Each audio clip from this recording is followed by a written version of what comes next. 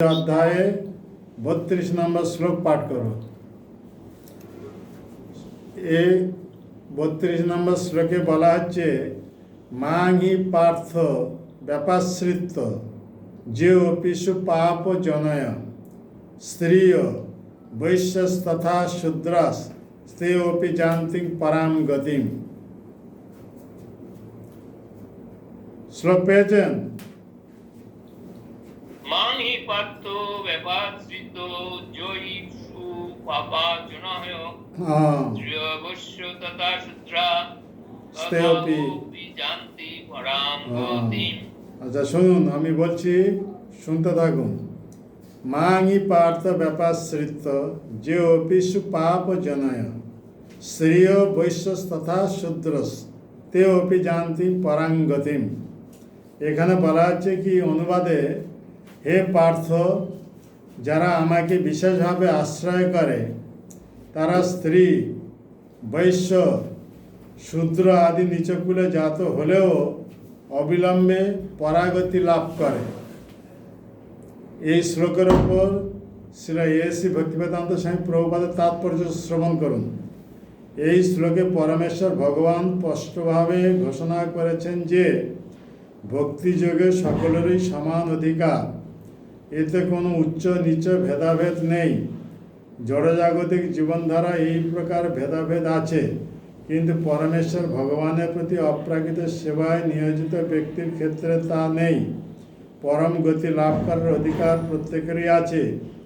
শ্রীমদ্ ভাগবতে 2য় স্কন্ধ 4th অধ্যায় 18 নম্বর শ্লোকে বলা হয়েছে যে এমনকি অত্যন্ত অধম জনিজাত কুকুরভোজী চণ্ডাল পর্যন্ত শুদ্ধ ভক্তের সংস্পর্শে শুদ্ধ হতে পারে। সুতরাং ভগবত ভক্তি ও শুদ্ধ ভক্তের শিক্ষা এতই শক্তিসম্পন্ন যে তাতে উচ্চ নিচ জাতিভেদ নেই, যে কেউ তা গ্রহণ করতে পারে। সবচেয়ে নগণ্য মানুষও যদি শুদ্ধ ভক্তের আশ্রয় গ্রহণ করে তাহলে যথাযথ পথ নির্দেশের মাধ্যমে সেও অচিরে শুদ্ধ হতে পারে। প্রকৃতির বিভিন্ন গুণ অনুসারে মানুষকে 4 ভাগে ভাগ করা হয়েছে: সত্যগুণ বিশিষ্ট ব্রাহ্মণ, রজগুণ বিশিষ্ট ক্ষত্রিয় শাসক, রজ ও তমগুণ বিশিষ্ট বৈশ্য বণিক এবং তমগুণ বিশিষ্ট শূদ্র শ্রমিক। তাদের থেকে অধম মানুষকে পাপজনিভুক্ত চণ্ডাল বলা হয়। সাধারণত উচ্চ কুলোদ্ভূত মানুষেরা এই সমস্ত পাপজনিভুক্ত মানুষদের অস্পৃশ্য বলে বর্জন করে, কিন্তু ভগবত ভক্তির পন্থা এতই ক্ষমতা সম্পন্ন যে ভগবানের শুদ্ধ ভক্ত নিচবর্ণের মানুষদেরও মানব জীবনে পরম সিদ্ধি প্রদান করতে সক্ষম। এটি সম্ভব হয় কেবল ভগবান শ্রীকৃষ্ণের শরণাগত হওয়ার ফলে। ব্যাপাশ্রিত শব্দটি দ্বারা এখানে তা নির্দেশ হয়েছে, মানে বিশেষভাবে আশ্রয় করে। সর্বতোভাবে শ্রীকৃষ্ণের শরণাগত হওয়া উচিত। যিনি তা করেন তিনি মহান জ্ঞানী এবং যোগীদের থেকেও অধিক গৌরবান্বিত হন। এই শ্লোকে ভগবান কৃষ্ণ স্বয়ং নিজ মুখে এই কথা বলছেন যে মাংহি পার্থ ব্যাপাশ্রিত যে অপি সুপাপজনয়। কারা কারা পাপজনী অন্তর্ভুক্ত? ভগবান কৃষ্ণ পরের লাইনে বলেন স্ত্রী, বৈশ্য এবং শূদ্র, এরা সব পাপজনী। পূর্বজন্মে কর্ম অনুসারে এরা এইভাবে পাপজনিতে জন্ম হয়েছে, এরা সব পাপজনিতে অন্তর্ভুক্ত। কিন্তু পাপজনীর অন্তর্ভুক্ত হলেও কোনো স্ত্রী, বৈশ্য কিংবা শূদ্র যদি ভগবানের এক প্রতিনিধি গুরুর চরণাশ্রয় করে কৃষ্ণকে ভজন করবে, তাহলে সে সবার চেয়ে শ্রেষ্ঠ হয়ে যাবে। চণ্ডাল অপি দ্বিজশ্রেষ্ঠ হরিভক্তি পরায়ণ। কে যদি এইভাবে হরিভজন করবে, ভগবানের এক প্রতিনিধি গুরুর চরণ আশ্রয় করতে, তাই যে 64 প্রকার ভক্তির অঙ্গের কথা বলছিলেন। তার মধ্যে প্রথম অঙ্গটি হচ্ছে গুরু পাদাশ্রয়। গুরু পাদাশ্রয় না করা পর্যন্ত কে এই রকম পরম গতি প্রাপ্ত হতে পারবে না। তাই ভক্তিযোগ সবার জন্য, যে কেউ ভক্তিযোগ অনুশীলন করতে পারবে। কিন্তু অন্যান্য যোগ যেরকম বলা হচ্ছে কর্মযোগ, হঠযোগ, জ্ঞানযোগ, এ সবার জন্য নয়। এ স্থান, কাল, পাত্রের উপর নির্ভর করে। কিন্তু ভক্তিযোগ সর্ব অবস্থায় সকলেই তা সম্পন্ন করতে পারবে। যেমন ভক্তিযোগের কথা আমরা বলতে পারি, প্রহ্লাদ মহারাজ যখন মাতৃগর্ভে ছিলেন তখন তিনি মাতৃগর্ভ থেকেই ভক্তিযোগ শুরু করেছিলেন। অর্থাৎ নারদ মুনি প্রহ্লাদের মাতা কয়াধুকে এই ভগবত ভক্তি কথা শিক্ষা দিতেন। আর মাতা যখন শুনতে থাকতেন সেই সময় ওনার গর্ভে অবস্থিত প্রহ্লাদও সেই শিক্ষা গ্রহণ করেছিলেন। এই ভক্তিযোগ মাতৃগর্ভ থেকেও শিক্ষা লাভ করা যায়। যেরকম তার প্রত্যক্ষ উদাহরণ হচ্ছে প্রহ্লাদ মহারাজ। প্রহ্লাদ মহারাজ কত বছর মাতৃগর্ভে ছিলেন না? 36,500 বছর। 36,500 বছর মাতৃগর্ভে ছিলেন। কেন? ওনার পিতা যখন মন্দর পর্বতে চলে গেছিলেন তপস্যা করতে, সেই সময় ইন্দ্র আদি দেবতারা হিরণ্যকশিপুর অনুপস্থিতিতে হিরণ্যকশির রাজপ্রাসাদও আক্রমণ করে এবং তা চূর্ণ বিচূর্ণ করে দেয়। যারা সব অসুররা ছিল ওরা যুদ্ধে পরাস্ত হয়, যে যেখানে পালিয়ে গেছে, কে মারা গেছে। শেষে ইন্দ্র হিরণ্যকশিপুর পত্নী কয়াধুকে অপহরণ করে নিয়ে যাচ্ছিলেন। উদ্দেশ্য হচ্ছে তার গর্ভে হিরণ্যকশিপুর ঔরসে এক অসুর সন্তান আছে। কয়াধু যখন সন্তান প্রসব করবে তখন সেই সন্তানকে বধ করে কয়াধুকে ছেড়ে দেবে। কিন্তু রাস্তাতে নারদ মুনি এই দৃশ্য দেখে ইন্দ্রকে বললেন, তুমি হচ্ছে স্বর্গের দেবরাজ ইন্দ্র, তুমি যদি এরকম অন্যের স্ত্রী অপহরণ করে নিয়ে যাও তাহলে তোমার দেখে লোকেরা কি শিক্ষা লাভ করবে? তখন এই ইন্দ্র বলেছিলেন যে আমরা তো হিরণ্যকশিপুর ভয়ে সর্বদা ভীতত্রস্ত অবস্থা, তাই তার ঔরাসে সেই রকম এক অসুরের গর্ভে আছে। এ যখন সন্তান প্রসব করবে তখন আমরা সেই সন্তানকে মেরে দিয়ে একে ছেড়ে দেব। তখন নারদ মুনি বললেন, এর গর্ভে যে সন্তান আছে সে কোনো অসুর স্বভাব সম্পন্ন নয়, সে হচ্ছেন ভগবানের মহান ভক্ত। তো ভগবানের মহান ভক্ত কথা যখন শোনেন ইন্দ্র আদি দেবতারা সঙ্গে সঙ্গে কয়াধুকে ছেড়ে দেন। আর সেই সময় ইন্দ্র কয়াধুর চারদিকে পরিক্রমা করে গর্ভে সেই সন্তানের উদ্দেশ্যে প্রণাম করে ইন্দ্র আদি দেবতার ওখান থেকে স্বর্গলোকে চলে যান। তখন সেই কয়াধু নারদ মুনির আশ্রয় গ্রহণ করেছিলেন। নারদ মুনি কয়াধুকে নিজের আশ্রমে নিয়ে এসেছিলেন। আর কয়াধু এমনভাবে সেবা করেছিলেন যার ফলে নারদ মুনি অত্যন্ত প্রসন্ন হয়ে তাকে বর দিতে চেয়েছিলেন। তখন কয়াধু হাত জুড়ে নারদ মুনির চরণে প্রণত হয়ে বলেন, হে মুনিবর, আপনি যদি প্রসন্ন হয়ে আমাকে বর দিতে চান তাহলে আমাকে এই বর দিন, আমার স্বামী যে পর্যন্ত তপস্যা থেকে ফিরে না আসছেন সে পর্যন্ত আমার গর্ভের সন্তান আমার গর্ভে থাকবে। তো এখানে নারদ মুনি সঙ্গে সঙ্গে তথাস্তু করে দিলেন। তা নারদ মুনি তথাস্তু করে দেওয়ার পর দেখা যাচ্ছে কি নারদ মুনি সেই গর্ভের সন্তান প্রহ্লাদকে উদ্দেশ্য করে কয়াধুকে এই ভক্তিযোগের শিক্ষা দিতেন। আর কয়াধুর স্ত্রী সুলভ হওয়ার জন্য নারদ মুনির শিক্ষা যথাযথভাবে উপলব্ধি করতে পারেননি। কিন্তু মাতৃগর্ভে অবস্থান করে প্রহ্লাদ সেই নারদ মুনির শিক্ষা যথার্থভাবে উপলব্ধি করতে পেরেছিলেন। তাই মাতৃগর্ভে সে ভক্তিযোগ প্রাপ্ত হয়েছিলেন। এই কারণে মাতৃগর্ভের ভূমিষ্ঠ হওয়ার পর সে আচার্য প্রহ্লাদ মহারাজ এইরকম 5 বছর বয়সে তার ক্লাসমেটদেরকে এইভাবে প্রিচিং করে তাদেরকে সব ভক্ত বানিয়েছিলেন। তে হচ্ছে প্রহ্লাদ, মাতৃগর্ভে অবস্থান করেও ভক্তি করতে পারবেন, বাল্য অবস্থা ভক্তি করতে পারবেন। যেমন ধ্রুব মহারাজ বাল্য অবস্থা 5 বছর বয়সে এই ভক্তি অনুশীলন করে 6 মাসে সাধন করে ভগবানকে সামনে প্রকট করে দিয়েছিলেন। সেই রকম যুবা অবস্থা যেরকম বলা হচ্ছে ভরত মহারাজ, ঋষভদেবের পুত্র ভরত মহারাজ রাজ ঐশ্বর্য সব মলবৎ পরিত্যাগ করে চলে এসেছিলেন পুলহ আশ্রমে, যার নাম অনুসারে আজ পর্যন্ত এই ভারতবর্ষ নামে নামিত। এর আগে অজানা বর্ষ নামে নামিত ছিল, কিন্তু ভরত মহারাজ এত পুণ্যবান ছিলেন, এত প্রজাবৎসল রাজা ছিলেন, যার ফলে তার নাম অনুসারে বর্তমান সেই ইরাবৃত বর্ষ ভারতবর্ষ নামের নামিত। তো এইরকম যুবা অবস্থা, আবার বলা হচ্ছে বার্ধক্য অবস্থা, এইরকম ভক্তি যোগ অনুশীলন করতে। মৃত্যুসজ্জা সাহিত্য অবস্থা, যেমন অজামিন মৃত্যুসজ্জা সাহিত্য অবস্থায় এইভাবে যমদূত আর বিষ্ণুদূতের মধ্যে যখন ধর্ম বিষয়ে আলোচনা হয়েছিল, সেই ধর্ম বিষয় সম্বন্ধে পূর্ণ জ্ঞান প্রাপ্ত হয়ে বিষ্ণুদূতের দ্বারা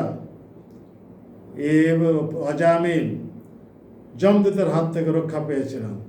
তখন সব কিছু পরিহার করে এই হরিদ্বার চলে গিয়ে অনন্যভাবে ভগবত ভক্তি অনুশীলন করেছিলেন। 6 মাস এইভাবে অনুশীলন করার পরে বৈকুণ্ঠ থেকে ভগবানের দ্বারা প্রেরিত বিষ্ণুদূতেরা এক দিব্য বিমান নিয়ে সেখানে চলে এসেছিলেন হরিদ্বারে। আর এইভাবে অজামিন নশ্বর দেহ ত্যাগ করে সঙ্গে সঙ্গে সেই ভগবানের মতো রূপ প্রাপ্ত হয়ে সেই বিমান আরোহণ করে বৈকুণ্ঠে চলে যান। তো ভক্তি সবার জন্য, এমনকি 4 জাতির বহির্ভূত, যেমন রামচন্দ্রের লীলা, ভগবান রামচন্দ্রের লীলা শবরী, এক শবর বংশের কন্যা। এইভাবে মাতঙ্গ ঋষির চরণ আশ্রয় করে তার নির্দেশ অনুসারে এইভাবে ভক্তিযোগ অনুশীলন করে সাক্ষাৎ ভগবান রামচন্দ্রকে প্রাপ্ত হয়েছিলেন, এবং রামচন্দ্রের কৃপা সেইভাবে সে ভৌতিক দশা থেকে মুক্ত হয়ে ভগবত ধামে চলে গেছেন। তো ভক্তিযোগ সবার জন্য। এখানে এই কথা বলা হচ্ছে যে স্ত্রী বৈশ্য শূদ্র এরা সব পাপজনী অন্তর্ভুক্ত, কিন্তু পাপজনী অন্তর্ভুক্ত হলেও এরা যদি ভগবানের এক শুদ্ধ ভক্তের চরণাশ্রয় করে যদি ভক্তি অনুশীলন করবে, তাহলে তারা সবার থেকে শ্রেষ্ঠ হয়ে যাবে। যেমন শবরী এমনকি মুনি ঋষিদের থেকেও শ্রেষ্ঠ হয়ে গেছিল এই তার গুরু মাতঙ্গ ঋষির নির্দেশ অনুসারে ভগবত ভক্তি অনুশীলন করার ফলে। ভক্তির এইরকম মহিমা, যেরকম আমরা বলতে পারি যে এখন এই কিছুদিন পরে 15 তারিখ থেকে, মে মাসে 15 তারিখ থেকে মল মাস, যাকে বলা হচ্ছে সাধারণ লোকেরা বলেন মল মাস, বা আমাদের মল মাস সেখান থেকে হয়ে গেল কি পুরুষোত্তম মাস। কিভাবে হলো পুরুষোত্তম মাস? এটা হচ্ছে একটা অধিক মাস, 12 মাসে 12টি মাস আছে, কিন্তু 3 বৎসর পরে এই চন্দ্র সূর্যের সংক্রান্তি হিসাবে এইভাবে একটা মাস অধিক হয়ে থাকে 3 বৎসর অন্তর। তো 3 বছর অন্তর যখন এই মাস অধিক রূপে যখন প্রকট হয়, তখন সেই মাস সে কোনো শুভ কার্য হয় না, তাই একে মল মাস বলা হচ্ছে। কেন? মল মাস কোনো দেবতার আশ্রিত নয়, তাই একে মল বলা হচ্ছে। তো এই মাসে কোনো শুভকর্ম নেই, কিন্তু এইভাবে অন্য মাসেরা যখন এই মল মাসকে এইভাবে নিন্দা করতে থাকে, এইভাবে পরিহাস করতে থাকে, তখন এই মল মাস অত্যন্ত দুঃখিত হয়ে যায়। দুঃখিত হয়ে তখন এই আশ্রয় খোঁজার জন্য ভগবান কৃষ্ণের চরণ আশ্রয় করেন।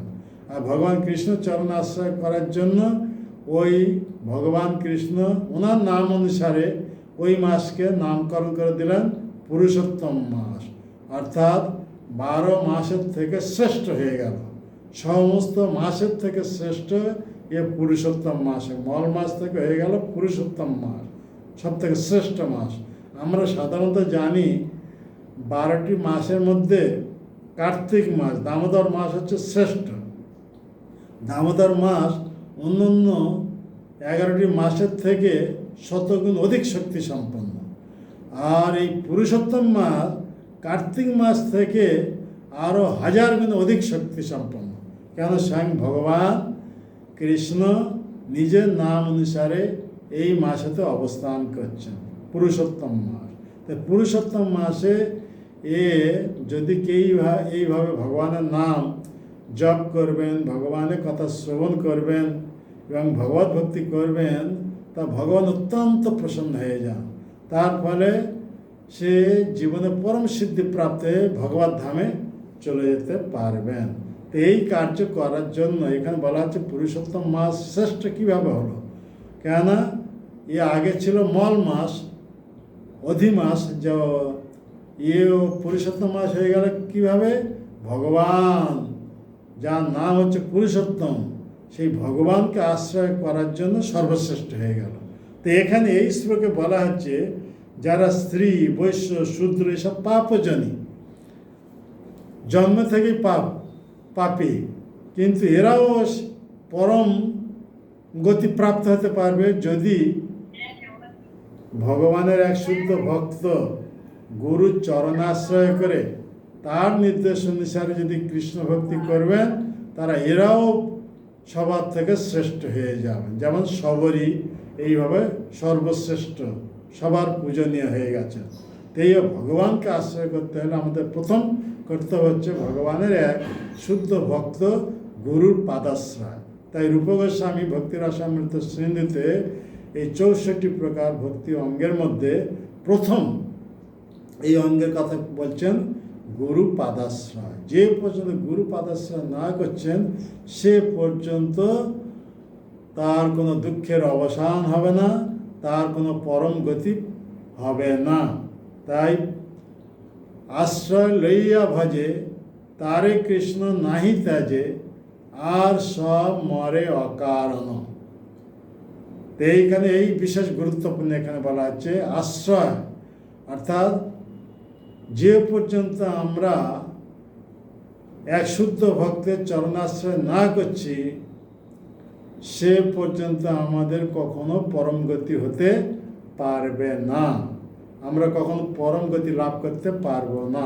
পরম গতি মানে হচ্ছে সমস্ত জড় বন্ধন থেকে মুক্ত হয়ে ভগবানের কাছে ফিরে যাওয়া, এ হচ্ছে পরম গতি।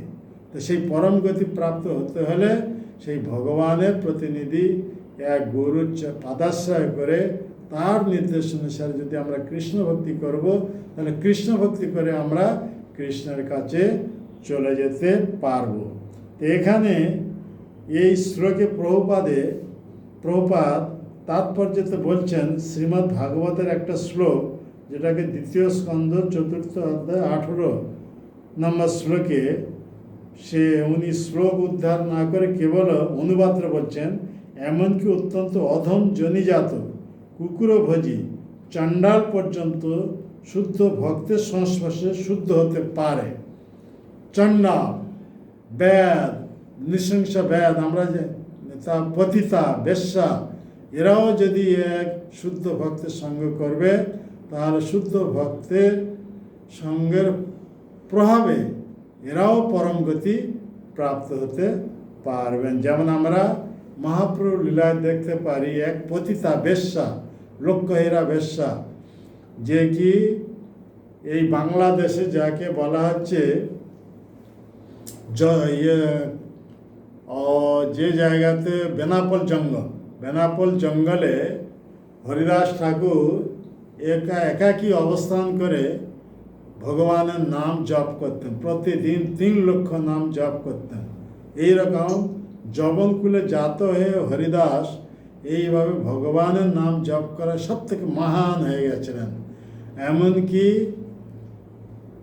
বড় বড় বৈষ্ণবরা তারা আসতেন তাকে দর্শন করার জন্য এবং তার সঙ্গ করার জন্য এবং তাকে দণ্ডবত প্রণাম করে তার চরণধূলি মাথায় ধারণ করার জন্য। এইভাবে বড় বড় বৈষ্ণবরা সব আসতেন হরিদাস ঠাকুরকে সঙ্গ করার জন্য। এইভাবে হরিদাস ঠাকুর মহিমা চারদিকে যখন প্রচারিত হয়েছে, সেই বেনাপোল জঙ্গল এরিয়ায় যে রাজা ছিলেন রামচন্দ্র খাঁ, উনি আর সহ্য করতে পারলেন, ওনার মধ্যে ঈর্ষা জাত হয়ে গেল।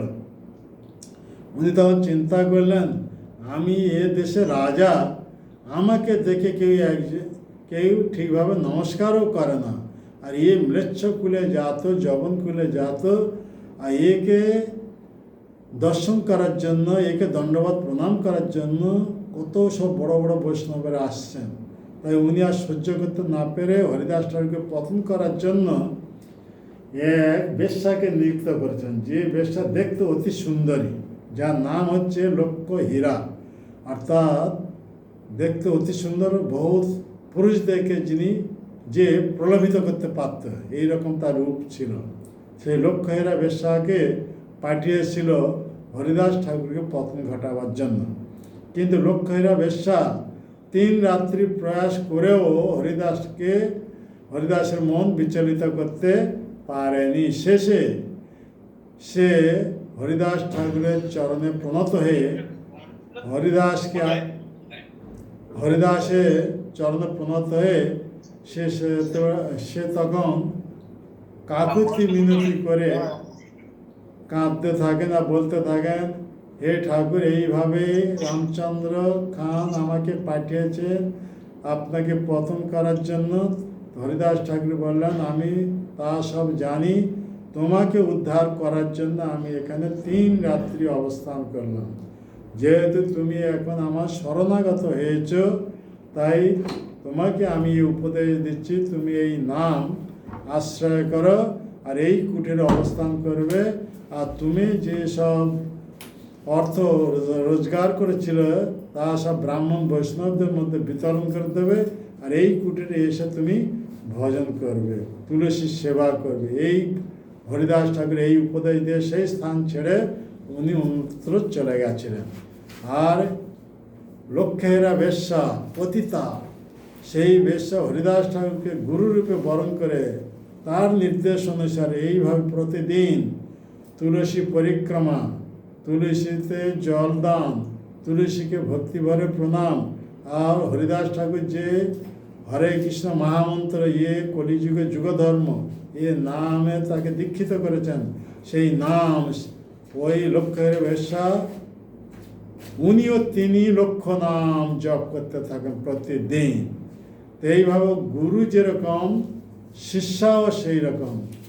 গুরু অনুসরণে লক্ষ্যহীরা বেশ্যা এক পতিতা, ওইভাবে 3 লক্ষ নাম জপ করতে করতে করতে করতে জন্মার্জিত যত সব পাপের প্রতিক্রিয়া থেকে মুক্ত হয়ে হৃদয় নির্মল হয়ে গেল, আর তার দেহে অষ্টসাত্ত্বিক ভাব বিকার হতে থাকে, এবং তারপর যখন নাম নিতে থাকে তখন প্রেমের উদয় হয়ে যায়। এইভাবে এক গুরুর চরণ আশ্রয় করে গুরু নির্দেশ অনুসারে এইভাবে কৃষ্ণ ভজন করা লক্ষ্যহীরা বেশ্যা মহাভাগবতে পরিণত হয়ে গেল, মহান ভক্তে পরিণত হয়ে গেল। তখন বড় বড় বৈষ্ণবরা আসতেন ওনাকে দর্শন করার জন্য, কেন উনি তখন আর বেশ্যা স্থিতিরে নেই কিংবা স্ত্রী স্থিতিরে নেই, উনি তখন হয়ে গেছেন মহান ভাগবত, শরীর ধারণার ঊর্ধ্বে উনি তখন মহাভাগবত, ভগবানকে মহান ভক্ত হয়ে গেছেন। তাই এইভাবে দেখা যাচ্ছে এক পতিতা বেশ্যা,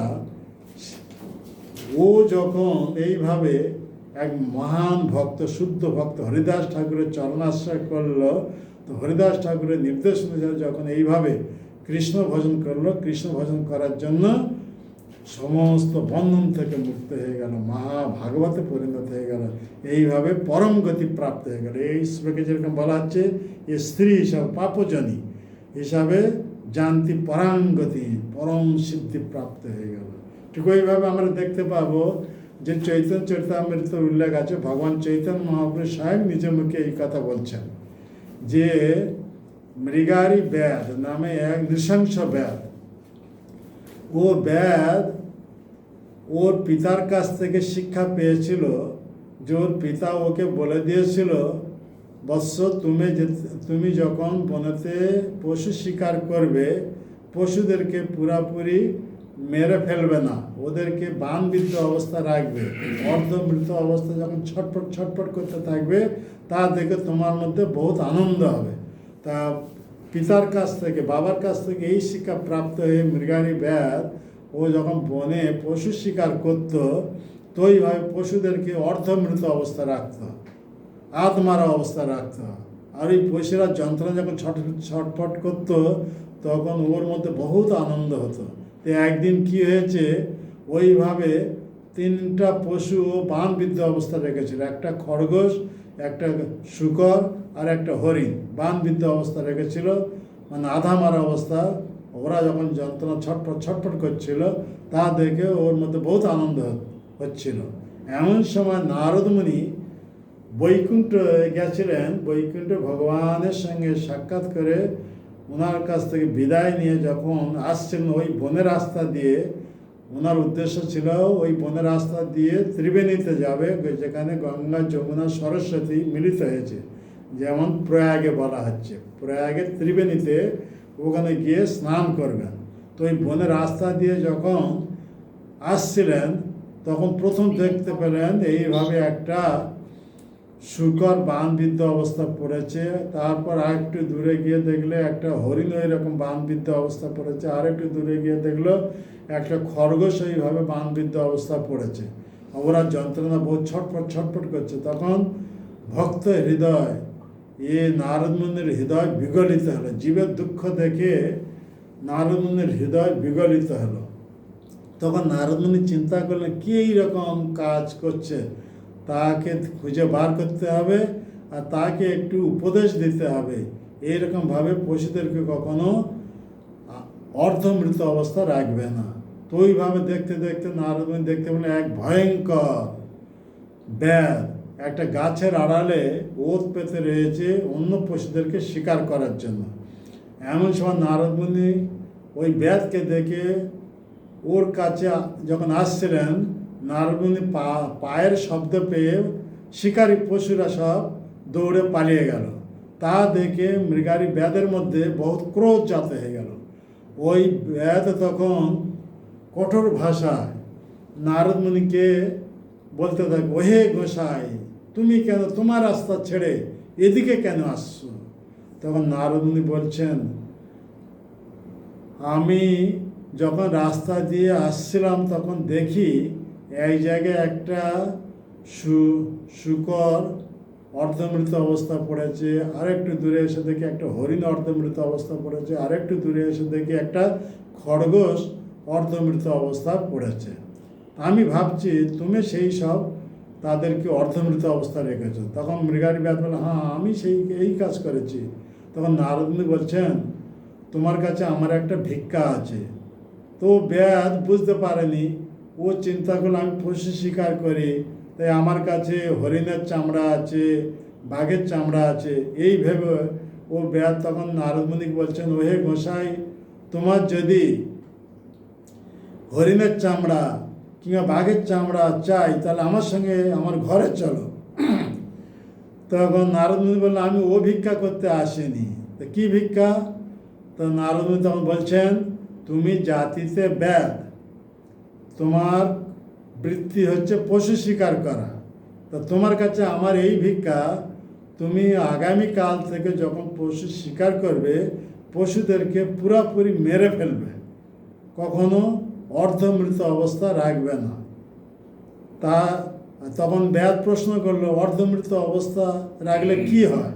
আমি আমার বাবার কাছ থেকে এই শিক্ষা প্রাপ্ত হয়েছি, সেই হিসাবে আমি পশু যখন শিকার করি এদেরকে অর্ধমৃত অবস্থা রাখি। ওরা যখন এইভাবে ছটফট করে, তখন তা দেখে আমার মধ্যে বহুত আনন্দ হয়।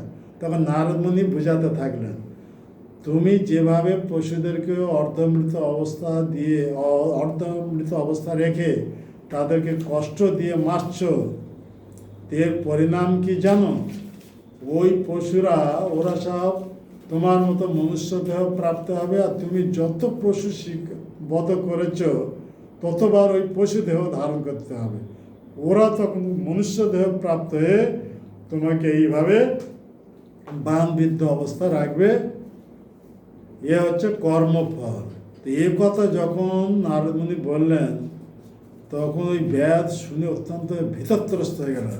কেন, ও তখন বলতে থাকলো, আমি এইভাবে জীবনে কত পশু শিকার করেছি, কত পশুদেরকে এইভাবে মেরেছি, তো এতবার আমাকে পশু দেহ ধারণ করতে হবে? নারদ মুনি বললেন, হ্যাঁ, এটাই হচ্ছে কর্মফল।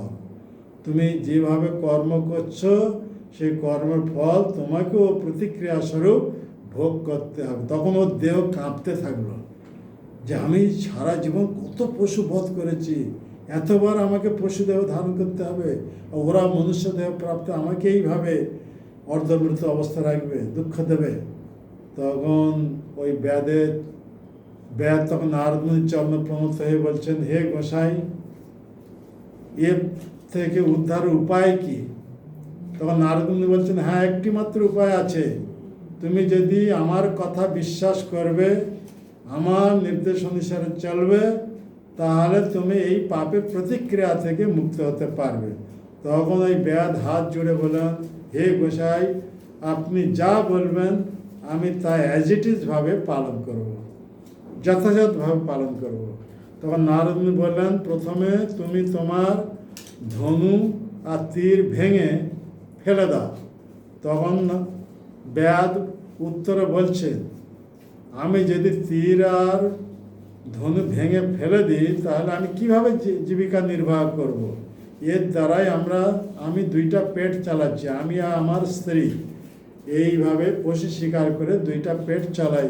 যদি আমি ধনুর বাণ ভেঙে যদি ফেলে দেবো তাহলে কীভাবে জীবিকা নির্বাহ করব? তখন নারদ মুনি বললেন, তোমাকে কিছু চিন্তা করতে হবে না, তোমার দৈনন্দিন জীবনে যা খাদ্য সামগ্রী আমি সব তোমার কাছে পাঠিয়ে দেবো।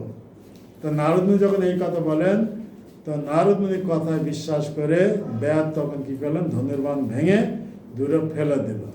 আর নারদ মুনি তখন বলছেন, তুমি এখন ঘরে ফিরে যাও, ঘরে ফিরে গিয়ে তোমার যা সব রোজগারের ধন সম্পদ আছে সব ব্রাহ্মণ বৈষ্ণবদের মধ্যে বিতরণ করে দিও। আর তুমি তোমার স্ত্রীকে সঙ্গে নিয়ে গঙ্গা উপকূলে এসে একটা পর্ণকুটি নির্মাণ করো। পর্ণকুটিরের সামনে একটা উঁচু স্থানে তুলসী বৃক্ষ রোপণ করো। প্রতিদিন স্বামী স্ত্রী তুলসী পরিক্রমা করো। এইবার তুলসীতে জল দাও, ভক্তি ভরে তুলসীকে প্রণাম করো, আর এই নাম জপ করো, হরে কৃষ্ণ কৃষ্ণ কৃষ্ণ হরে হরে, হরে রাম রাম রাম হরে হরে। এইভাবে নারদ মুনির দ্বারা দীক্ষিত হলো মৃগারী ব্যাদ। আর মৃগারী ব্যাদ এইভাবে গুরুর কথার উপর দৃঢ় বিশ্বাস করে তাই অ্যাজ ইট ইজ ভাবে পালন করার জন্য উনি ঐকান্তিকতা হলেন। তারপরে কি হলো, নারদ মুনি ওই যে তিনটে পশু অর্ধমৃত অবস্থায় রেখেছিল, ওদের দেহ থেকে তীর বার করে দিয়ে নারদ মুনি যখন হাত বুলিয়ে দিল, নারদ মুনি হাতের স্পর্শে তিনটি জীব, ওই যে শূকর, হরিণ, খড়গ, নূতন জীবন প্রাপ্ত হয়ে ওখান থেকে দৌড়ে বনের মধ্যে চলে গেল। ব্যাদ এই দৃশ্য দেখে অত্যন্ত চকিত হয়ে গেল, আশ্চর্য হয়ে গেল যে তিনটা পশু আর অল্প সময়ের মধ্যে মরতে চলেছিল, নারদ মুনি হাতে স্পর্শে তারা পুনর্জীবন প্রাপ্ত হয়ে দৌড়ে বনের মধ্যে চলে গেল।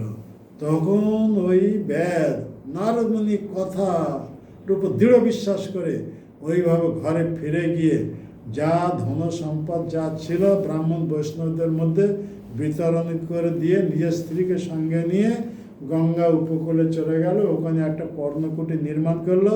পর্ণকুটির সামনে একটু উঁচু স্থানে একটা তুলসী বৃক্ষ রোপণ করলো। আর স্বামী স্ত্রী প্রতিদিন এইভাবে তুলসী পরিক্রমা করছেন, তুলসীতে জল দিচ্ছেন, আর এই ভক্তি ভরে প্রণাম করছেন। আর নারদ মুনি প্রদত্ত এই হরে কৃষ্ণ মহামন্ত্র জপমালা নিয়ে জপ করছেন। তো এইভাবে জপ করতে করতে করতে করতে ভগবানের নাম, যে নামে ভগবান সর্বশক্তি অর্পণ করেছেন, ওই ব্যাধে পূর্বার্জিত যত সব পাপের প্রতিক্রিয়া থেকে মুক্ত হয়ে গেল, হৃদয় নির্মল হয়ে গেল। তখন তার দেহে অষ্টসাত্ত্বিক ভাব বিকার হতে থাকলো। এমন সময় 1 বছর কি 2 বছর পরে ও নারদমণি ওনার বন্ধু পর্বতমণিকে সঙ্গে নিয়ে এই ব্যাদ দম্পতিদেরকে দর্শন দেওয়ার জন্য আসছিলেন। যখন ব্যাদ দেখতে পেলে এইবার গুরুদেব আসছেন, তখন গুরুদেবকে স্বাগত করার জন্য দৌড়ে এলেন। এসে দণ্ডবত প্রণাম করবে, তখন দেখছে রাস্তার ওপর দিয়ে পিঁমড়ে চলছে। আমি যদি দণ্ডবত প্রণাম করব, আমার দেহের ভারে পিঁমড়ে মরে যাবে। দেখো, ভক্ত হয়ে গেল কত চিত্তের পরিবর্তন হয়ে যায়। এক একটা পিঁমড়েও কেউ মারতে কুণ্ঠা করছে। এর আগে পশুদেরকে অর্ধমৃত অবস্থা রাখতো, পশুরা যখন ছটফট করত তখন কত আনন্দ পেত। এখন ভক্ত হয়ে গেছে, গুরুদেবকে দণ্ডবত প্রণাম করবে, তাই দেখছে রাস্তার ওপর দিয়ে পিঁমড়ে চলছে। আমি যদি দণ্ডবত প্রণাম করব, আমার দেহের ভারে পিঁমড়ে মরে যাবে। তখন পর্বতমণি বলছেন নারদমণিকে, দেখুন যে আপনার স্পর্শে এ নৃশংস ব্যাধ কিভাবে পরিবর্তিত হয়ে গেছে, যেন এ পরশমণির স্পর্শে লোহাটা সোনায় রূপান্তরিত হয়ে যায়। এ ঠিক সেই রকম। তো এইভাবে ব্যাধ এ নারদমণি পর্বতমণিকে স্বাগত করে নিজের কুটিরে নিয়ে এলেন, আর ওই চ্যাটাইয়ের ওপর বসতে দিলেন যা আছে আশ্রমে, এই কুটিরে। তো এইভাবে নারদমণি এই নারদমণিকে দুই গুরু নারদমণি পর্বতমণিকে পদধৌত করে স্বামী স্ত্রী সেই পদধৌত জল পান করেন, মাথায় সিঞ্চন করেন, আর প্রেমে উন্মত্ত হয়ে হরে কৃষ্ণ মহামন্ত্র এ কীর্তন করতে করতে নাচতে থাকেন। এইভাবে ভাবে বিভোর হয়ে বহুত সময় ধরে নৃত্য করতে থাকেন আর ওই মহামন্ত্র গাইতে থাকেন। তারপর যখন একটু শান্ত হলো, তখন নারদমণি মৃগারী ব্যাধকে জিজ্ঞাসা করছেন, বৎস, তোমার খাওয়া দাওয়া কিছু অসুবিধা হচ্ছে কি? তখন ওই ব্যাধ হাত জুড়ে বলছেন, হে গুরুদেব, আর এত খাদ্য সামগ্রী পাঠাবেন না। আমরা দুইজন কত আর খাবো? প্রতিদিন কত লোক আসছে, এইভাবে এসে কত ভেট দিয়ে যাচ্ছে, কেউ চাল ডাল শাক সবজি এসব দিয়ে যাচ্ছে, আমরা আর কত খাবো? কেননা আমাদের বৈদিকের নিয়ম আছে, কেউ যদি সাধু দর্শন করতে যাবে বা মন্দিরকে যাবে, কখনো খালি হাতে যেতে নেই, কিছু না কিছু সামগ্রী ধরে যেতে হয়, সাধুকে ভেট দেওয়ার জন্য কিংবা ভগবানকে সেবার জন্য। তো এইভাবে ব্যাধ দম্পতি যখন বৈষ্ণব হয়ে গেছে, তখন চারদিকে সব প্রচার হয়ে গেছে। গ্রামের লোকেরা তখন ওরা কি করত, এই ব্যাধ দম্পতিদেরকে দর্শন করার জন্য প্রত্যেক গ্রাম থেকে প্রতিদিন 10-12 জন দর্শন করতে আসতো। যার ঘরে যেরকম সামগ্রী, কেউ 1 মুঠো চাল, কেউ 1 মুঠো ডাল, কেউ একটু শাক সবজি এইসব নিয়ে আসতো। এইবার 10-12 জন প্রতিদিন যে আসবে, এইভাবে চাল ডাল শাক সবজি দিতে থাকবে, তাহলে এরা 2 জন কত খাবে? যেরকম আমাদের প্রভুপাদ ইস্কনের প্রতিষ্ঠাতা আচার্য শ্রী এসি ভক্তিবেদান্ত স্বামী প্রভুপাদ যখন পাশ্চাত্য দেশে গেছিলেন, তখন সঙ্গে ভারতীয় 40 টাকা সঙ্গে নিয়ে গেছিলেন। 40 টাকা পাশ্চাত্য দেশে 1 ঘন্টার জন্য নয়, কিন্তু সেই প্রভুপাদ কৃষ্ণভক্তি প্রচার করার জন্য এখন পৃথিবীর সর্বশ্রেষ্ঠ ধনী ব্যক্তিতে পরিণত হয়ে গেছেন। কোটি কোটি টাকা আজকে সমগ্র ইস্কন সেন্টার থেকে এইভাবে খরচা হচ্ছে। কোথা থেকে আসছে? যখন কেউ যদি ভগবানের ভক্ত হয়ে যাবে, তখন আর তার খাওয়া দাওয়া থাকা কিছু অভাব হবে না। লক্ষ্মী সহস্র শত সম্ভ্রম সেব্য মানম, অর্থাৎ হাজার হাজার লক্ষ্মী তখন সেবা করতে থাকে। ভগবানের সেবায় যে করছেন, সেই ভগবানের সেবা যদি কেউ যুক্ত হয়ে যাবে, তার আর কিছু খাওয়া দাওয়া থাকা কিছু আর অভাব থাকবে না। তো এখানে এইভাবে দেখা যাচ্ছে না, ব্যাধ হাত জুড়ে ওইভাবে গুরুদেবকে বলছেন, হে গুরুদেব আর এত খাদ্য সামগ্রী পাঠাবেন না। তো আমাদের ইস্কনে যখন অত্যাধিক খাদ্য সামগ্রী হয়ে যায়, ভক্তরা খেয়ে দিয়ে যা বাড়ে, লাস্টে ফুড ফর লাইফ এইভাবে বিতরণ করা হচ্ছে দিন দুঃখীদের মধ্যে। তো এইরকম হয়ে গেছে। যখন ভক্ত তখন ওই কথা শুনে নারদ মুনি অত্যন্ত প্রসন্ন হয়ে গেলেন। নারদ মুনি তখন আশীর্বাদ করে ওই ব্যাসকে বলছেন, তুমি অত্যন্ত সৌভাগ্যবান, তুমি এইভাবে ভক্তিময় জীবনযাপন করে জীবনে পরম সিদ্ধি প্রাপ্ত হয়ে ভগবানের কাছে ফিরে যেতে পারে। একেই বলা হচ্ছে জান্তিং পরাঙ্গতিম। এই শ্লোকের শেষে এই কথা বলা হচ্ছে, স্ত্রীয় বৈশ্য তথা শূদ্র তে অপি জানতি পরাম গতি। এইরকম পরম গতি প্রাপ্ত হতে পারবেন।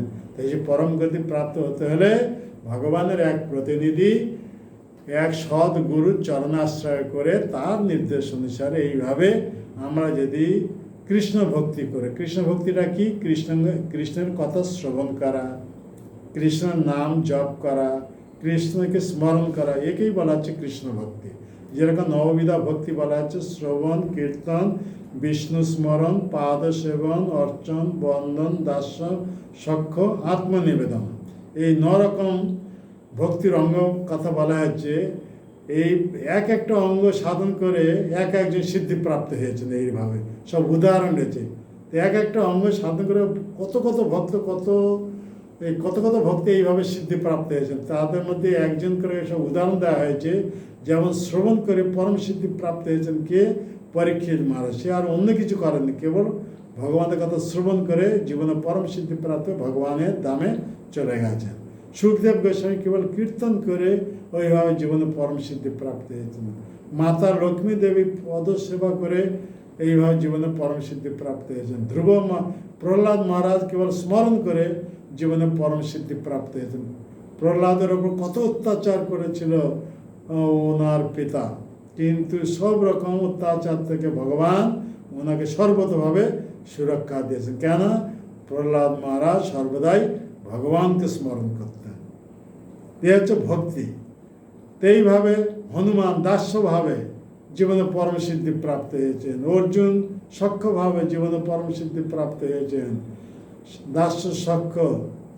এইভাবে দেখা যাচ্ছে পূজা অর্চনে পৃথ্বী মহারাজ অর্চন করে অক্রূর বন্দনা করে জীবনে পরম সিদ্ধি প্রাপ্ত হয়েছেন। বলি মহারাজ আত্মনিবেদন করে জীবনে পরম সিদ্ধি প্রাপ্ত হয়েছে। এইভাবে নববিধা ভক্তি সব অঙ্গগুলো অনুশীলন করতেন কে? অম্বরীশ মহারাজ। অম্বরীশ মহারাজ নববিধা ভক্তি সবগুলো অনুশীলন করে জীবনে পরম সিদ্ধি প্রাপ্ত হয়েছেন। এইভাবে নববিধা ভক্তি যে কোনো একটা অঙ্গ বা 2টা অঙ্গ বা সবগুলো অল্প অল্প করে অনুশীলন করেও জীবনে পরম সিদ্ধি প্রাপ্ত হতে পারবেন, পরম গতি প্রাপ্ত হতে পারবেন। তো আমাদের জীবনের উদ্দেশ্য হচ্ছে আমরা সব এই ভৌতিক দেহ, জড় দেহ প্রাপ্ত হওয়ার জন্যই আমরা এখানে দুঃখ ভোগ করছি। আর জড় দেহ প্রাপ্ত হওয়ার ফলে আমরা সব কাম ক্রোধের দাসত্ব হয়ে এইভাবে বারংবার দেহ পরিবর্তন করছি। আজকের এই মনুষ্য দেহ প্রাপ্ত হয়েছি, মনুষ্য দেহ প্রাপ্ত হয়ে মনুষ্যচিত কর্তব্য কর্ম যদি না করব, আবার এই মনুষ্য দেহ থেকে আমরা মনুষ্য ইতর শরীর পশু শরীরে চলে যাব। আমরা যদি এখন এই মনুষ্য শরীর প্রাপ্ত হয়ে দেহ পুষ্টির জন্য অন্য পশুদেরকে মেরে যদি খাবো তাদের মাংস, এই কর্মের পরিণামস্বরূপ কী হবে? এই মনুষ্য দেহ হারিয়ে পরবর্তী জন্ম ওই রকম পশু দেহ প্রাপ্ত হতে হবে। এ হচ্ছে কর্মের ফল। তাই এখানে কৃষ্ণ ভক্তি করতে হলে এইভাবে এক গুরুর নির্দেশ অনুসারে কৃষ্ণ ভক্তি করতে হবে। গুরু তখন কী বলবেন? এইভাবে অন্য প্রাণীদেরকে কখনো দুঃখ দেবে না, তাদেরকে মেরে তাদের মাংসাহার করবে না।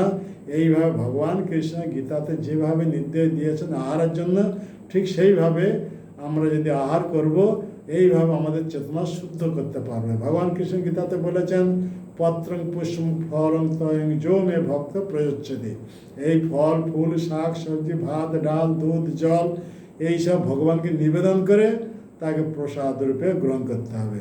এইভাবে যদি আমরা ভগবানের প্রসাদ পাবো তাহলে আমাদের চেতনা শুদ্ধ হবে।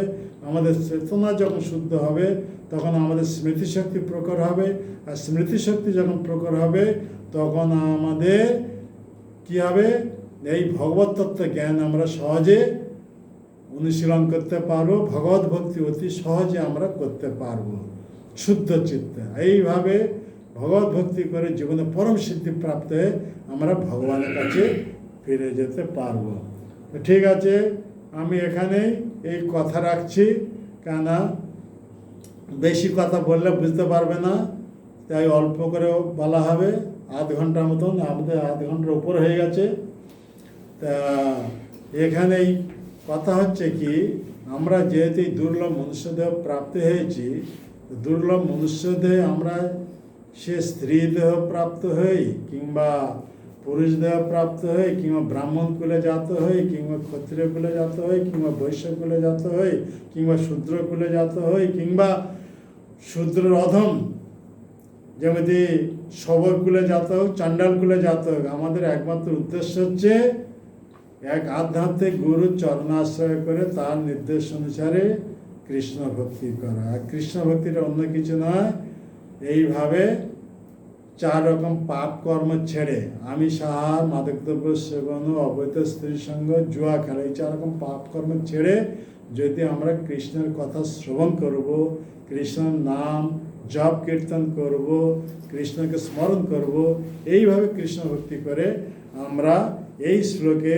ভগবানের নির্দেশ অনুসারে আমরা পরম গতি প্রাপ্ত হতে পারবো, আমাদের জীবন তখন সার্থক হয়ে যাবে। তো এখন এই কথা রাখা যাচ্ছে। এখন কারো কিছু যদি প্রশ্ন থাকে জিজ্ঞাসা করতে পারবেন, অল্প সময় প্রশ্নের ওপর আমরা যথাসাধ্য চেষ্টা করব উত্তর দেওয়ার জন্য। কারো কিছু প্রশ্ন আছে কি? কারো প্রশ্ন আছে তোমাদের? কিছু প্রশ্ন করবা? হ্যাঁ হ্যাঁ, আমার প্রশ্ন আছে। হ্যাঁ বলো।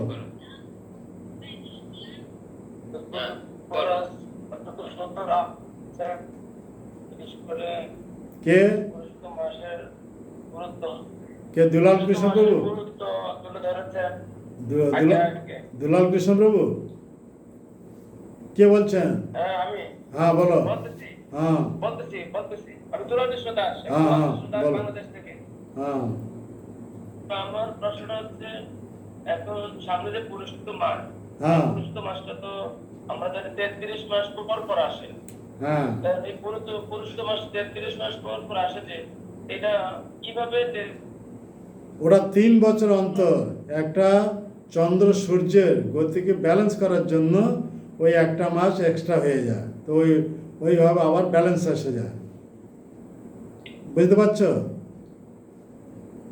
হ্যাঁ, 3 মাস অন্তর, এই 3 বছর অন্তর। কথা বুঝতে পারছ? 3 মাস 3 মাস না, 3 বছর। হ্যাঁ, কথা শুনছো না? হ্যাঁ, নেট প্রবলেম। এরা 3 বছরে একবার এইরকম এক্সট্রা একটা মাস এসে যায়, তাকে বলা হচ্ছে মল মাস। ওই মল মাস মানে কোনো দেবতার আশ্রয় নয়। যেমন একটা উদাহরণ দিলাম, বুঝতে পারবে যে পদ্ম ফুলটা, হ্যাঁ, জলকে আশ্রয় করার জন্য ও সূর্যের দ্বারা পরিপুষ্ট হচ্ছে, কিন্তু ওই পদ্ম ফুলটা যদি জলকে আশ্রয় না করবে, সেই সূর্য ওকে জ্বালিয়ে পুড়ে ভস্মীভূত করে দেবে। তো সব কিছুর একটা আশ্রয় আছে। এই জগতে যত বস্তু আছে, সব বস্তুর একটা আশ্রয় আছে। সব মাসের অধিষ্ঠাতা দেবতা আছে, সব ঋতুর অধিষ্ঠাতা দেবতা আছে। তো এইভাবে মল মাসে কোনো দেবতা ছিল না, মল মাসে কোনো আশ্রয় ছিল না। তখন অন্য মাসেরা তখন ওই মল মাসকে বহু তুচ্ছ তাচ্ছিল্য করত, আর এইভাবে বলছো যে তোমার এই মাসে কোনো শুভ কাজ হবে না। তাই এই কথা শুনে মল মাস অত্যন্ত দুঃখিত হয়ে যায়। তো ও তখন অত্যন্ত দুঃখিত চিত্তে ভগবান কৃষ্ণের চরণে উপনীত হয়ে আশ্রয় যখন চাইলেন, তখন ভগবান কৃষ্ণ নিজের নাম অনুসারে ওই মল মাসকে পুরুষোত্তম মাস করে দিলেন। তাই ওই মাস সমস্ত মাসের থেকে শ্রেষ্ঠ হয়ে গেল, মাসের রাজা হয়ে গেল, সম্রাট হয়ে গেল। কথা বুঝতে পারছে? ভগবান কৃষ্ণ চরণ আশ্রয় করার জন্য সব মাসের থেকে শ্রেষ্ঠ হয়ে গেল। বুঝতে পারছ? হ্যাঁ দুলাল কৃষ্ণ প্রভু? বুঝতে পেরেছি পুরুষোত্তম মহারাজ। হ্যাঁ, হ্যাঁ, বুঝতে পেরেছি। তাই আশ্রয় করলে কি হবে? কাউকে আশ্রয় করতে হবে। সব এতে আমরা এই মনুষ্যদেহ প্রাপ্ত হয়েছি, আমরা যদি কোনো গুরুর চরণ আশ্রয় না করে যদি নিজে নিজে সাধন ভজন করব, তার দ্বারা আমরা কখনো পরম গতি প্রাপ্ত হতে পারবো না। কথা বুঝতে পারলে?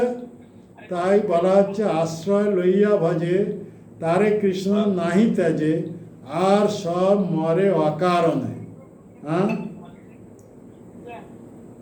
আমরা যখন এক গুরুর চরণ আশ্রয় করবো, সদ্গুরুর চরণ আশ্রয় করবো, তখন ভগবান অত্যন্ত প্রসন্ন হয়ে যাবে। কারণ সদ্গুরু কে?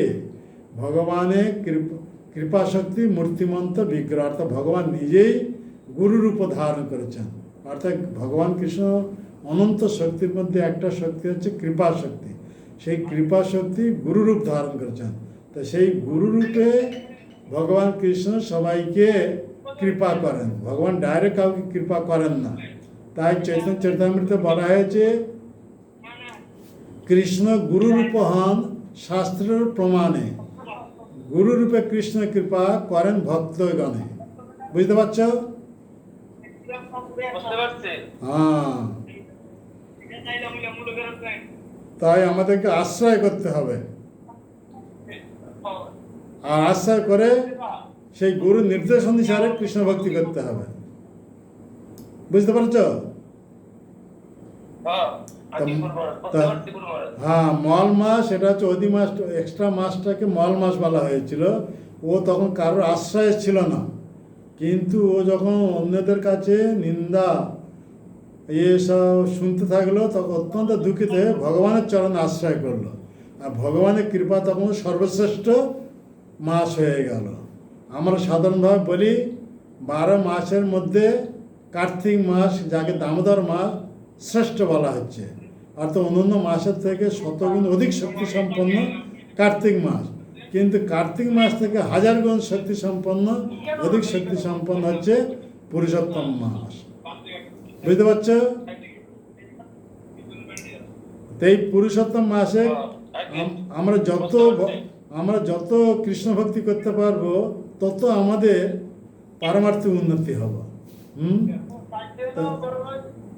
অধিক পরিমাণে ভগবানের নাম জপ করা, অধিক পরিমাণে ভগবানের কথা শ্রবণ করা, অধিক পরিমাণে ভগবানের সেবায় যুক্ত হওয়া, এইভাবে যদি আমরা করব, আমরা অধিক ফল প্রাপ্ত হতে পারব। হ্যাঁ, ঠিক আছে, ঠিক আছে। ঠিক আছে। আর কার কি প্রশ্ন আছে? হরে কৃষ্ণ গুরু মহারাজ। বলো। এই পুরুষোত্তম মাসে আমাদের কি গীতার এই 15 নম্বর অধ্যায়, এই পুরুষোত্তম যোগ, এই যে পড়া কি, হ্যাঁ, এই যে পাঠ করা? হ্যাঁ, সব এটা কেন, সবটাই পাঠ করতে পারবে। গীতা ভাগবত সব যতই করতে, সব তো ভগবান কৃষ্ণ মুখনিসৃত উপদেশ। হ্যাঁ, যে অধ্যায় পাঠ করে তার ফল পাবে। হ্যাঁ, পুরুষোত্তম যোগ পাঠ করতে পারবে। হ্যাঁ, প্রতিদিন অধিক পরিমাণ নাম জপ করবে, অধিক পরিমাণ ভগবানের কথা শ্রবণ করবে, ভাগবত কথা শ্রবণ করবে। হ্যাঁ, আমাদের চেতনা পরিবর্তন করতে হয়, কৃষ্ণ কনসাসনেস। তাই আমাদের সংস্থার নাম দেওয়া হয়েছে Krishna consciousness, international society for Krishna consciousness. আমাদের চেতনাকে পিউরিফাই করার জন্য অধিক পরিমাণে আমাদেরকে ভগবানের কথা শ্রবণ করতে হবে, ভগবানের নাম জপ করতে হবে, আর ভগবানের সেবা করতে হবে। তাই পুরুষোত্তম মাসে কেউ আমিষ আহার করবে না, যারা কর্মী জগতে আছে, মাছ মাংস খাবে না। হ্যাঁ, আর কেউ চা পান বিড়ি সিগারেট গাঁজা আপিং মদ এসব খাবে না। আর ওগুলো খেলে অধিক পরিমাণে পাপ হবে। ঠিক আছে? ঠিক আছে। আর কার কি প্রশ্ন আছে? আর কার প্রশ্ন আছে কি? কে কোনো প্রশ্ন করবা? রাম কোনো প্রশ্ন করবা? গুরু মহারাজ, আমার একটা প্রশ্ন। বলো। এটা লাস্ট, আমাদের সময় হয়ে গেছে। আমার প্রশ্নটা, গুরু মহারাজ, আমরা জানি ভক্তির 64টি অঙ্গ। হ্যাঁ, ভক্তির 64টি অঙ্গ রূপ গোস্বামী বা ভক্তি রসামৃত সিন্ধু গ্রন্থে উল্লেখ করেছে। হ্যাঁ, এর প্রথম অঙ্গ হচ্ছে প্রথম অঙ্গ আমরা জানি শ্রবণ। হ্যাঁ, প্রথম অঙ্গ নাই। আলোচনা পত্রে শোনো, প্রথম অঙ্গ, আলোচনা পত্রে গুরু পদাশ্রয়। হ্যাঁ, গুরু পাদাশ্রয়। হ্যাঁ, প্রথম হচ্ছে অঙ্গ গুরু পাদাশ্রয়। আমরা তো পাইছি শ্রবণ, ওই যে শ্রবণ, কীর্তন, স্মরণ, নববিধা ভক্তির নববিধা আরে ভক্তি চৌষ্টম শ্রেষ্ঠ, নববিধা ভক্তি প্রথম অঙ্গ শ্রেষ্ঠ, এরকম ভাবে তো আমরা পাইছি। হ্যাঁ, আপনি তো বলছেন প্রথম 64টি অঙ্গ বিস্তারিতভাবে বর্ণনা করা হয়েছে, বুঝতে পারছো? গুরু মহারাজ, এই শোনো, 64টি অঙ্গ বিস্তারিতভাবে বর্ণনা করা হয়েছে। তার মরাল হিসাবে আবার বলা হচ্ছে নববিধা ভক্তি ভাগবতম শ্রবণং কীর্তনং বিষ্ণু স্মরণং পাদ সেবনং অর্চনং বন্দনং দাস্যং সক্ষং আত্মনিবেদন। এই নববিধা ভক্তি আমাদের ইস্কন থেকে সমগ্র পৃথিবীতে প্রচার প্রসার চলছে, সব রকম অঙ্গ। হ্যাঁ, বুঝতে পারছো? আর তার মধ্যে নাম সংকীর্তন যে পাঁচটি অঙ্গ, মানে মথুরাবাস, ভাগবত শ্রবণ, সাধু সঙ্গ, নাম কীর্তন, এই 5টি অঙ্গ হচ্ছে মুখ্য। এর মধ্যে সর্বশ্রেষ্ঠ হচ্ছে নাম সংকীর্তন। বোঝা গেল? মহাপ্রভু এর ডেফিনেশন দেবে। তাহলে কলিযুগে একমাত্র ধর্ম হচ্ছে ভগবানের নাম সংকীর্তন। তাই মহাপ্রভু রায় রামানন্দ স্বরূপ দামোদরকে মানে হাসতে হাসতে বললেন, হর্ষে প্রভু কহে শুনো স্বরূপ রাম রায় করৌ সংকীর্তন পরম উপায়। অর্থাৎ কলিযুগে কৃষ্ণ প্রেম রূপ ধন প্রাপ্ত হতে হলে আমাদেরকে নাম সংকীর্তন করতে হবে। এই মহাপ্রভু পরম উপায় কথা বলে দিলেন। তাই নাম সংকীর্তন হচ্ছে সর্বশ্রেষ্ঠ উপায়। বুঝে গেল? বুঝতে পারছি। হ্যাঁ, ফটকার হচ্ছে গুরু মহারাজ, হ্যাঁ, ফটকার হচ্ছে গুরু মহারাজ, সবসময় জানি আমার ফটকার হচ্ছে যে সবসময় জানি যে ভক্তির 64টি অঙ্গের প্রথম অঙ্গ শ্রবণ। হ্যাঁ। কিন্তু আজকে আপনার শ্রীভক্তিরা জানতে বললাম প্রথম গুরু পদাশ্রয়। এই জন্য যদি আমি শ্রবণ বাদ দিয়ে বলি, আরে শ্রবণটা শোনো, বলবে যে সবসময় জানি আছে শ্রবণ। কথা শোনো। শ্রবণ করতে হলে গুরু পাদাশ্রয় করে গুরুর মুখ থেকে শ্রবণ করা। কার কাছ থেকে তুমি শ্রবণ করবে? এইরকম ভগবানের প্রতিনিধি। সদ্গুরুদের কাছ থেকে। হ্যাঁ, সদ্গুরুদের কাছ থেকে। হ্যাঁ, সেই কারণে প্রথম বলা হচ্ছে সে শ্রবণ করতে হলে এইরকম এক গুরুর চরণ আশ্রয় করে গুরুর মুখ থেকে শ্রবণ করতে হবে। বুঝা গেল? হ্যাঁ,